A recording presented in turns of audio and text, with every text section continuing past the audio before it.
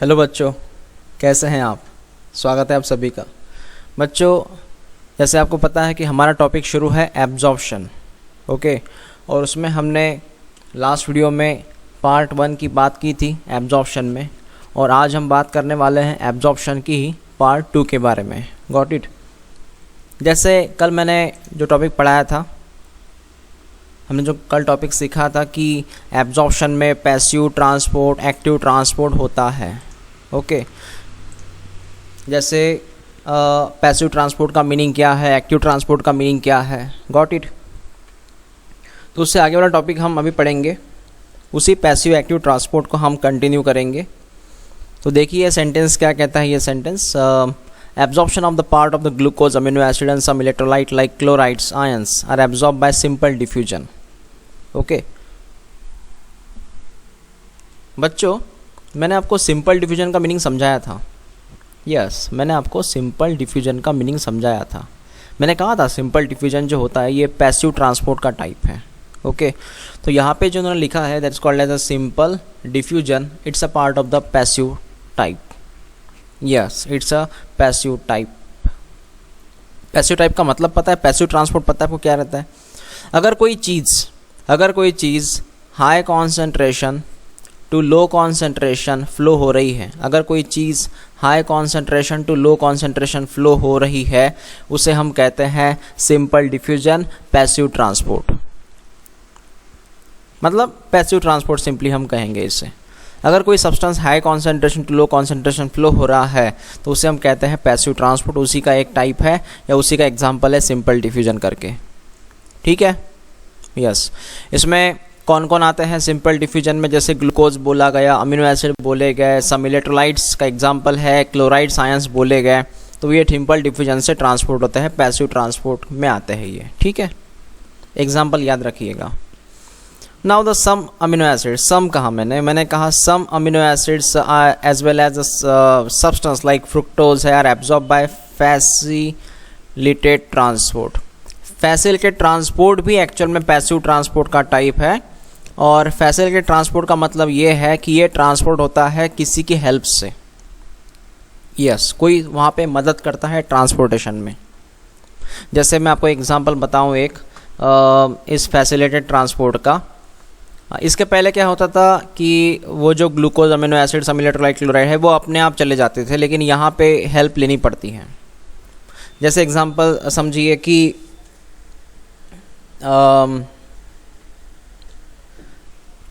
कोई एक blind person है, ब्लाइंड पर्सन रास्ता क्रॉस कर रहा है, रोड क्रॉस कर रहा है। तो उस वक्त एक ऐसा व्यक्ति जिसको आंखें हैं वो उस ब्लाइंड पर्सन की हेल्प करेगा रोड क्रॉस करने के लिए। तो ब्लाइंड पर्सन को रोड क्रॉस करवाया गया बाय वन पर्सन, एक अलग पर्सन से जिसकी आंखें हैं। ठीक है ना। तो यहाँ पे क्या हुआ, हेल्प हुई ना। आपको समझ में आ रहा है, हेल्प हो चुकी है यहाँ पे। ओके, तो ये है फैसिलिटेटेड ट्रांसपोर्ट का एग्जांपल, जिसमें अमीनो एसिड्स और फ्रुक्टोज को एब्जॉर्ब किया जा रहा है, किसी के हेल्प से ट्रांसपोर्ट किया जा रहा है। वो अपने आप, जैसे फ्रुक्टोज अपने आप ट्रांसपोर्ट नहीं हो रहा, अमीनो एसिड अपने आप ट्रांसपोर्ट नहीं हो रहे, सम अमीनो एसिड्स। ठीक है। तो यहाँ पे उनकी हेल्प कौन करेगा, तो वो करेगा सोडियम। कौन करेगा? सोडियम। एक कैरियर आयंस है सोडियम करके, वो इनकी हेल्प करेगा, इनको ट्रांसपोर्ट करने में हेल्प करेगा। Got it? Okay. Some ions are absorbed against the concentration gradient. Against का देखिए, अगेंस्ट कहा गया। अगेंस्ट का मतलब होता है अगर कोई चीज़ low concentration to high concentration flow हो रही है, अगर कोई चीज़ low concentration to high concentration flow हो रही है, उसे हम कहते हैं अगेंस्ट। अगर कोई चीज़ high concentration to low concentration flow हो रही है, उसे कहते हैं अलोंग। दोनों में मीनिंग है। अलोंग का मतलब होता है high to low concentration, against का मतलब होता है लो टू हाई कॉन्सेंट्रेशन। जहाँ अगेंस्ट की बात है वहाँ पे डेफिनेटली एनर्जी लगती है, वहाँ डेफिनेटली एनर्जी लगती है एटीपी के फॉर्म में। And this type the absorption of the minerals like a sodium is called active transport. और इसी को हमने लास्ट टाइम कहा था active transport. What is active transport? ऐसा ट्रांसपोर्ट सर जो low concentration to high concentration हो रहा है, वो है एक्टिव ट्रांसपोर्ट, और it required energy sir. Okay, next, water is absorb along the concentration gradient. Water is absorb along the concentration gradient, क्या कहना है इनका? Water is absorb along concentration gradient. Along का मतलब जानते हैं ना आप? अलॉन्ग का मतलब किस में आता है? अलॉन्ग का मतलब है high to low concentration passive में आता है। मतलब पानी जो ट्रांसपोर्ट होता है वो उसका ट्रांसपोर्टेशन का टाइप क्या है? उसका सर पैसिव टाइप है। एग्जैक्टली क्या टाइप है उसका? पैसिव ट्रांसपोर्ट उसका टाइप है, that is called as along. Okay, तो ऐसी कुछ चीज़ें हैं जिसमें आपको एक्टिव ट्रांसपोर्ट, पैसिव ट्रांसपोर्ट याद रखना है, जिसमें ये कुछ लाइंस है, ये सिंपल डिफ्यूजन होना, फैसिलिटेड ट्रांसपोर्ट का होना, इसका एग्जांपल याद रखिएगा। उसके बाद में एक्टिव ट्रांसपोर्ट का होना है ना, यस। पानी कैसे एब्जॉर्ब होता है? तो पैसिव ट्रांसपोर्ट से एब्जॉर्ब होता है। अलॉन्ग मतलब पैसिव ट्रांसपोर्ट से एब्जॉर्ब होता है। ये बातें हैं। ओके, नेक्स्ट, अब बात हम करेंगे कि जो लिपिड्स है, फैट है, वो कैसे एब्जॉर्ब होते हैं, है ना। लिपिड फैट कैसे एब्जॉर्ब होते हैं उनकी हम बात करते हैं। समझिएगा इस बात को प्रॉपरली कि जैसे इंटेस्टाइन का पार्ट है ये, और आप सभी जानते हैं इंटेस्टाइन में है ना विलाय रहता है, विलाय। सो इंटेस्टाइन में यहाँ पे है विलाइज, यहाँ पे विलाय है, पता है आपको। ये विलाय जो है एक प्रोजेक्शन लाइक रहते हैं, है ना, ये विलाय हैं। और ये जो आप विलाय देख रहे हैं, इसको हमने पढ़ा था लास्ट टाइम। ये कैसे एक्चुअल में आपको पता होगा, ये एलिमेंट्री कैनल का 4th नंबर का वॉल रहता है, इनर मोस्ट वॉल रहता है, म्यूकोसा कहते हैं। उसी म्यूकोसा का एक शेप है, ये एक आकार है, ये विलाय करके स्ट्रक्चर है उसका, एक विलाय करके। ठीक है, ओके। अब होता क्या है समझिएगा बच्चों प्रॉपरली। ये जो आप विलाय देख रहे हैं, इस विलाय में सबसे ऊपर सेल्स रहते हैं। एक्चुअली यहाँ पे सेल्स है। कौन से सेल है? एपिथेलियल सेल्स है। कौन से सेल है? Epithelial cells. तो मेरी बात ध्यान से समझना अभी। यहाँ पे एपिथेलियल सेल्स रहते हैं, मैं वही सेल यहाँ पे ड्रॉ कर रहा हूँ, समझिएगा अभी प्रॉपरली। वो सेल कुछ अलग ढंग से मैं ड्रॉ कर रहा हूँ ताकि आपको प्रॉपरली समझ में आए।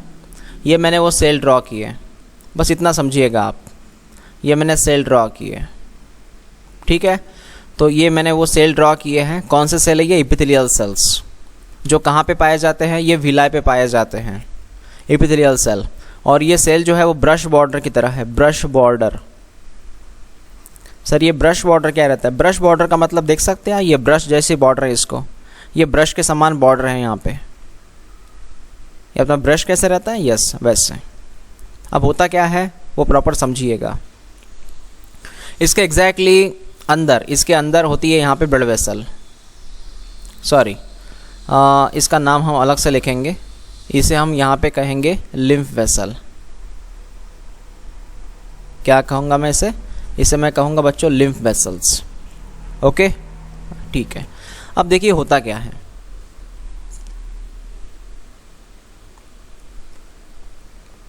सबसे पहले तो हमें यहाँ पे पढ़ना पड़ेगा फैट के बारे में। फैट के बारे में, तो ये फैट है, इस फैट के टुकड़े हो जाते हैं। इस फैट के छोटे छोटे टुकड़े हो गए।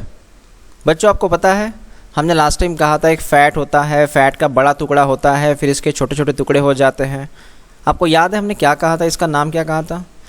यस सर, हमें याद आ रहा है। इसे बोलना हमने कहा था इसे इमल्सिफिकेशन। इमल्सिफिकेशन, इमल्सिफिकेशन का मतलब है कि फैट के टुकड़े होना with the help of bile salt. Bile salt से इसके टुकड़े हो गए छोटे छोटे। ये छोटे छोटे टुकड़े जो देख रहे हैं आप, यस, इन टुकड़ों को यहाँ पे एक नाम दिया जाता है, इसे कहते हैं मिसेलिड्स। क्या कहते हैं इसे? मिसेलिड्स।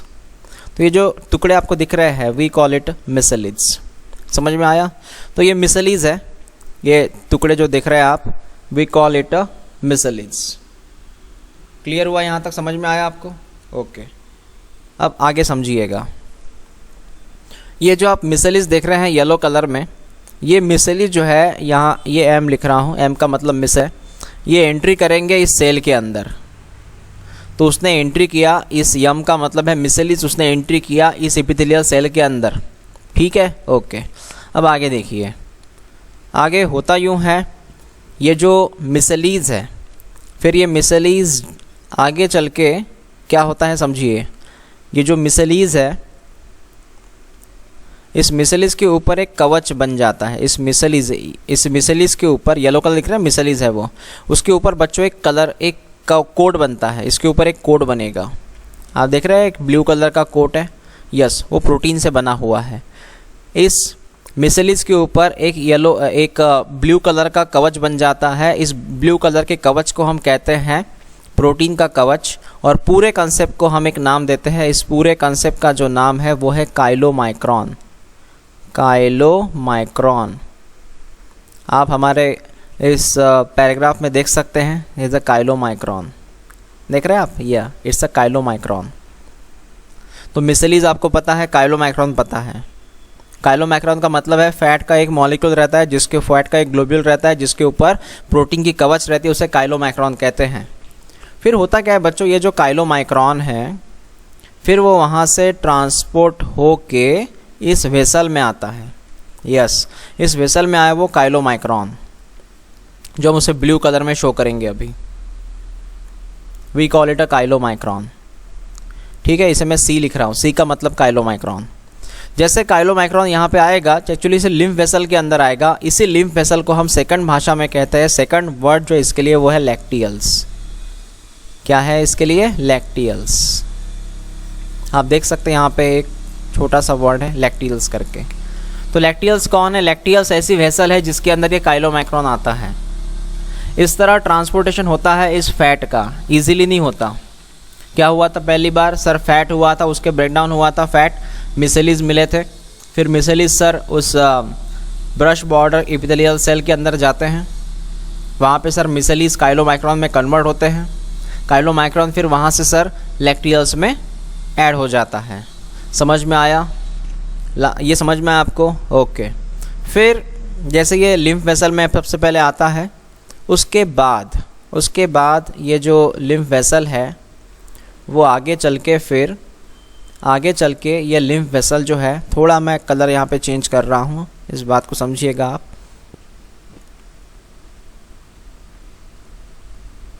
आगे चल के जो लिम्फ वेसल है वो मिलती है ब्लड वेसल को।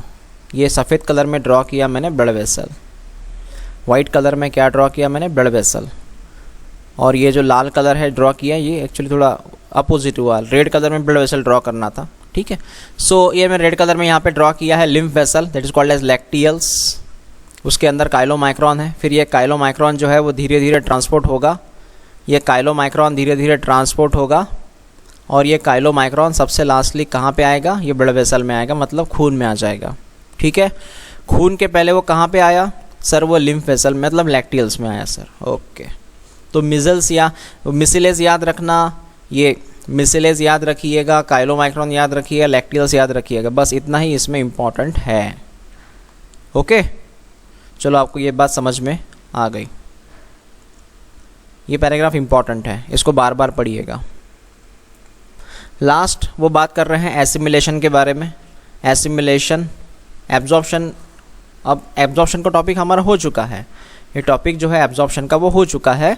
एब्जॉर्प्शन के लास्ट में आता है एसिमिलेशन, मतलब है इसका यूज़ होना। ठीक है, पहले हमने क्या पढ़ा था? इंजेशन, बाद में digestion. Ingestion, digestion, absorption, lastly कौन है? एसिमिलेशन। इसका मतलब है यूज़ करना। अब उसमें होता क्या है समझिए। उसमें सीधी सी बात है, अब मैं रेड कलर में यहाँ ब्लड वेसल ड्रॉ कर रहा हूँ, ये ब्लड वेसल है, ये सब ब्लड वेसल। इस ब्लड वेसल के अंदर आ चुका है अभी ग्लूकोज, मतलब ढेर सारे ऐसे सिंपल मॉलिक्यूल आ चुके हैं ब्लड वेसल के अंदर। ठीक है, उसी के बाजू में यहाँ पे कौन है? सेल। ठीक है, अब होगा क्या? होगा यूँ, ये जो ग्लूकोज आप देख रहे हैं जो ब्लड वेसल के अंदर है वो सेल के अंदर उतरेगा, तो सेल के अंदर उतर गया। फिर सेल के अंदर इस ग्लूकोज का यूज़ होगा, इस सेल के अंदर इस ग्लूकोज का यूज़ होगा, और उसी पूरे प्रक्रिया को हम कहते हैं एसिमिलेशन। तो फाइनली जो एब्जॉर्ब फूड है वो टिश्यू में पहुंचेगा, सेल में पहुंचेगा, है ना। और सेल को ही हम एक नाम देते हैं प्रोटोप्लाज्म करके। Protoplasm it's a part of cell ना, यस। तो उसका जो यूज़ होगा ग्लूकोज का, उसी को हमने कहा assimilation, the use of glucose. Got it? Okay. Actually use of glucose का मतलब कैसे, एब्जॉर्ब होने के बाद वो जो ग्लूकोज है ब्लड में आया, फिर ब्लड से वो ट्रांसपोर्ट होगा, ट्रांसपोर्ट होके कहाँ जाएगा, सेल में जाएगा।